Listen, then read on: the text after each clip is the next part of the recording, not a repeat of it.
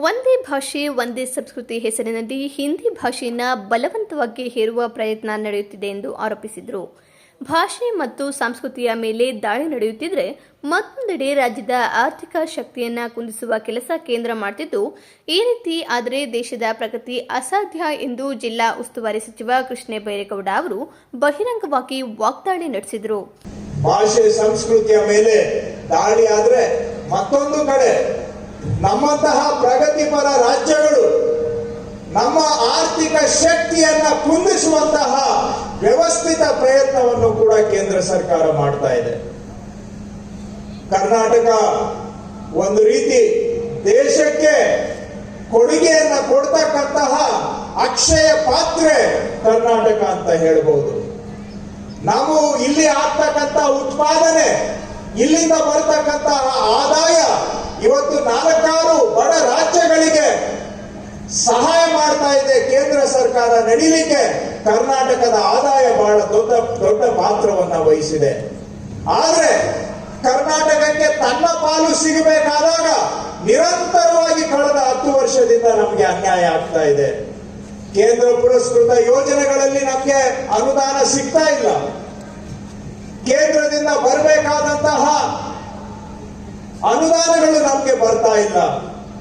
ಸಾಲದಕ್ಕೆ ಹಣಕಾಸು ಆಯೋಗವನ್ನ ಮುಂದಿಟ್ಕೊಂಡು ಕರ್ನಾಟಕದ ನಮ್ಮ ತೆರಿಗೆಯಲ್ಲಿ ನಮ್ಮ ಪಾಲನ್ನ ದಿನೇ ದಿನೇ ಕಡಿಮೆ ಮಾಡೋದರ ಮುಖಾಂತರ ನಮ್ಮ ಶಕ್ತಿಯನ್ನ ಕುಂದಿಸಿ ನಮ್ಮನ್ನು ಕೂಡ ಒಂದು ರೀತಿ ಕಪಿಮುಷ್ಟಿಗೆ ತೆಗೆದುಕೊಳ್ತಕ್ಕಂತ ಪ್ರಯತ್ನ ನಡೀತಾ ಇದೆ.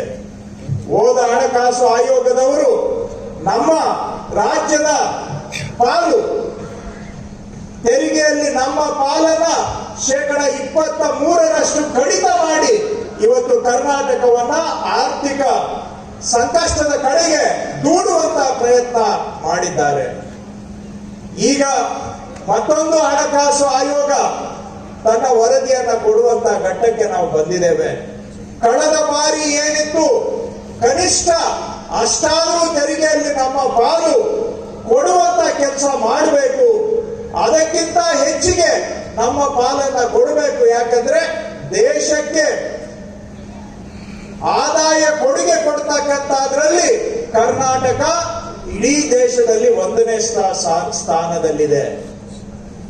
ನಮ್ಮಿಂದ ಎಲ್ಲವನ್ನ ಪಡೆದುಕೊಂಡು ನಮಗೆ ಏನು ಇಲ್ಲದಂತೆ ಅನ್ಯಾಯ ಮಾಡುವುದನ್ನ ನಿಲ್ಲಿಸಬೇಕು. ಕೇಂದ್ರದ ತೆರಿಗೆಯಲ್ಲಿ ನಮ್ಮ ಕೊಡುಗೆ ಗುರುತಿಸಬೇಕು.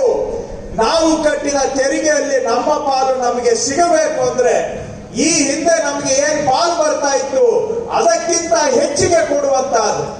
ಅಂದ್ರೆ ಹಿಂದೆ 10 ವರ್ಷಗಳ ಹಿಂದೆ UPA ಸರ್ಕಾರ ಇದ್ದಾಗ ಶಿಫಾರಸು ಮಾಡಿದರ ಪ್ರಕಾರ ಕರ್ನಾಟಕಕ್ಕೆ 4.7 ಭಾಗ ನಮಗೆ ತೆರಿಗೆಯಲ್ಲಿ ನಮ್ಮ ಪಾಲು ಸಿಗ್ತಾ ಇತ್ತು. ಈ ಬಾರಿ 4.7ಕ್ಕಿಂತ ಹೆಚ್ಚು ಪಾಲನ್ನ ಕರ್ನಾಟಕಕ್ಕೆ ಕೊಟ್ಟಲ್ಲಿ ಮಾತ್ರ ನಮ್ಮ ಅನ್ಯಾಯಕ್ಕೆ ಸರಿದೂಗಿಸಿದಾಗೆ ಆಗುತ್ತೆ. ಅದಕ್ಕಿಂತ ಏನೇ ಕಡಿಮೆ ಮಾಡಿದ್ರು ಕೂಡ ನಮಗೆ ಅನ್ಯಾಯ. ಈ ಅನ್ಯಾಯವನ್ನ ಕೇಂದ್ರ ಸರ್ಕಾರ ಮಾಡಬಾರದು. ರಾಜ್ಯಗಳಿಗೆ ಅನ್ಯಾಯ ಮಾಡಿದ್ರೆ ಅದು ದೇಶಕ್ಕೂ ಒಳ್ಳೇದಾಗೋದಿಲ್ಲ. ರಾಜ್ಯಗಳು ಸಂಪದ್ಭರಿತವಾಗಿ ಸ್ವತಂತ್ರವಾಗಿ ಸ್ವಾಯತ್ತತೆಯಿಂದ ಕೆಲಸ ಮಾಡಿದ್ರೆ, ರಾಜ್ಯಗಳು ಪ್ರಗತಿಯನ್ನ ಸಾಧಿಸಿದ್ರೆ ದೇಶನು ಪ್ರಗತಿಯನ್ನ ಸಾಧಿಸುತ್ತೆ. ದೇಶದಲ್ಲಿ ಅಕ್ಷರಸ್ಥರು ವಿದ್ಯಾವಂತರ ಪ್ರಮಾಣ ಕೇವಲ ಒಂದು 15-17% ಇತ್ತು. ಅಲ್ಲಿಂದ ಆರಂಭ ಮಾಡಿ ಇವತ್ತು ಸಾಕಷ್ಟು ಪ್ರಗತಿಯನ್ನ ಸಾಧಿಸಿದ್ದೇವೆ. ಬಡತನ ಕಡಿಮೆ ಮಾಡೋದ್ರಲ್ಲೂ ನಾವು ಪ್ರಗತಿಯನ್ನ ಸಾಧಿಸಿದ್ದೇವೆ. ಆದ್ರೆ ಇವತ್ತು ಅನೇಕ ಸಾಮಾಜಿಕ ಮತ್ತು ಆರ್ಥಿಕ ತೊಂದರೆಗಳು, ಸವಾಲುಗಳನ್ನ ಇವತ್ತಿಗೂ ನಾವು ಎದುರಿಸ್ತಾ ಇದ್ದೇವೆ. ಬಡತನ ಕಡಿಮೆ ಆದರೂ ಕೂಡ ಶ್ರೀಮಂತರು ಬಡವರ ನಡುವೆ ಅಂತರ ದಿನೇ ದಿನೇ ಕಡಿಮೆ ಆಗ್ತಾ ಇರಬೇಕಾಗಿದ್ದಂತಹದ್ದು ಇವತ್ತು ದಿನೇ ದಿನೇ ಜಾಸ್ತಿ ಆಗ್ತಾ ಇದೆ. ಶ್ರೀಮಂತರು ಮತ್ತಷ್ಟು ಆಗರ್ಭ ಶ್ರೀಮಂತರಾಗ್ತಾ ಇದ್ದಾರೆ, ಕುಬೇರರಾಗ್ತಾ ಇದ್ದಾರೆ. ಆದ್ರೆ ದುಡಿಯುವ ಜನ ಜೀವನ ನಡೆಸಲಿಕ್ಕೆ ಇನ್ನಷ್ಟು ಕಷ್ಟಪಡುವಂತಹದ್ದು ಆಗಿ ಬಡವರ ದುಡಿಮೆಯ ಲಾಭ ಕೆಲವು ದೇಶದ ಶ್ರೀಮಂತರ ಕೈಗೆ ಹೋಗ್ತಾ ಇದೆ. ದುಡಿಯೋದು ಬಹುಸಂಖ್ಯಾತರು, ಆದರೆ ಅದರ ಲಾಭ ಇವತ್ತು ಕೆಲವರಿಗೆ ಸಿಗುವಂತಹದ್ದು. ಇದು ಸಂವಿಧಾನಕ್ಕೆ ಮಾಡತಕ್ಕಂತಹ ಗೌರವ ಅಲ್ಲ, ಸಂವಿಧಾನದ ವಿರುದ್ಧವಾದಂತಹ ನಡೆ. ಸರ್ವರಿಗೂ ಸಮಪಾಲು ಸಮಬಾಳು ಅಂತ ಹೇಳಿದ್ರೆ ಅವರವರ ದುಡಿತಕ್ಕೆ ತಕ್ಕ ಹಾಗೆ ಅವರಿಗೆ ಜೀವನದಲ್ಲಿ ಆರ್ಥಿಕ ಶಕ್ತಿ ಸಿಗಬೇಕು. ಆದರೆ ಇವತ್ತು ದೇಶದ ಆರ್ಥಿಕ ಸಂಪತ್ತು, ಆದಾಯ ಕೆಲವು ಆಗರ್ಭ ಶ್ರೀಮಂತರು ಸರ್ಕಾರದ ಬೆಂಬಲದೊಂದಿಗೆ ದೇಶದ ಆಸ್ತಿಯನ್ನ ತಮ್ಮ ಕಪಿಮುಷ್ಟಿಗೆ ತೆಗೆದುಕೊಳ್ತಾ ಇರೋದು ನಾವೆಲ್ಲರೂ ಕೂಡ ಎಚ್ಚರ ಆಗಬೇಕಾಗಿದೆ. ಸಾಮಾಜಿಕವಾಗಿ ನೋಡಿದ್ರೆ ಅಸ್ಪೃಶ್ಯತೆಯ ವಿರುದ್ಧ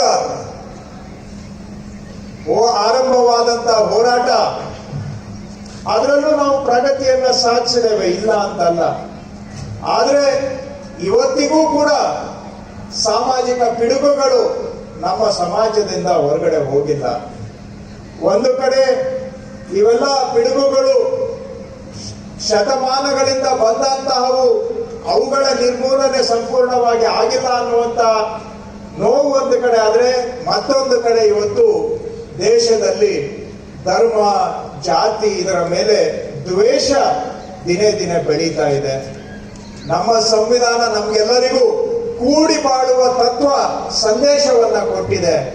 ಆದರೆ ಇವತ್ತು ದೇಶದಲ್ಲಿ ದ್ವೇಷ ದಿನೇ ಬೆಳೆಯುವಂತಹದ್ದನ್ನು ನಾವು ನೋಡ್ತಾ ಇದ್ದೇವೆ.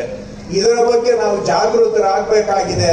ಸಂವಿಧಾನ ಪರಿಪಾಲನೆ ಮಾಡಬೇಕು ಅಂತ ಹೇಳಿದ್ರೆ ಎಲ್ಲರನ್ನ ಒಳಗೊಂಡು ಬದುಕುವ ರೀತಿಯನ್ನ ನಾವು ಪ್ರತಿಯೊಬ್ಬರೂ ಕೂಡ ಅನುಸರಿಸಿದರೆ ಮಾತ್ರ ಸಂವಿಧಾನಕ್ಕೆ ಗೌರವ ಕೊಟ್ಟ ಹಾಗಾಗುತ್ತೆ. ಹಾಗೂ ನಮ್ಮದು ಒಕ್ಕೂಟ ವ್ಯವಸ್ಥೆ ಇಡೀ ಪ್ರಪಂಚಕ್ಕೆ ಮಾದರಿ ಅಂತ ಹೇಳಬಹುದು. ಭಾರತದ ಒಕ್ಕೂಟ ವ್ಯವಸ್ಥೆ, ಇಷ್ಟು ಭಾಷೆಗಳು, ಇಷ್ಟು ಸಂಸ್ಕೃತಿಗಳು, ಇಷ್ಟು ಆಹಾರ ವೈವಿಧ್ಯತೆ, ವೈಚಾರಿಕ ವೈವಿಧ್ಯತೆ, ಧರ್ಮ ವೈವಿಧ್ಯತೆ, ಜಾತಿಗಳ ವೈವಿಧ್ಯತೆ, ಇವೆಲ್ಲವುಗಳ ನಡುವೆ ಒಂದಾಗಿ ನಾವು ಮುಂದೆ ಸಾಗ್ತಾ ಇದ್ದೇವೆ ಅಂತ ಹೇಳಿದ್ರೆ ಇಡೀ ಪ್ರಪಂಚದಲ್ಲಿ ಅದು ಭಾರತ ದೇಶ ಮಾತ್ರ. ಇಷ್ಟೊಂದು ವೈವಿಧ್ಯತೆಯನ್ನ ಇಟ್ಕೊಂಡು ಯಾರೂ ಕೂಡ ಒಂದು ಒಕ್ಕೂಟವಾಗಿ ಪ್ರಪಂಚದಲ್ಲಿ ಮುಂದೆ ಹೆಜ್ಜೆ ಇಡ್ಲಿಕ್ಕೆ ಪ್ರಜಾಪ್ರಭುತ್ವ ವ್ಯವಸ್ಥೆಯಲ್ಲಿ ಸಾಧ್ಯ ಇಲ್ಲ.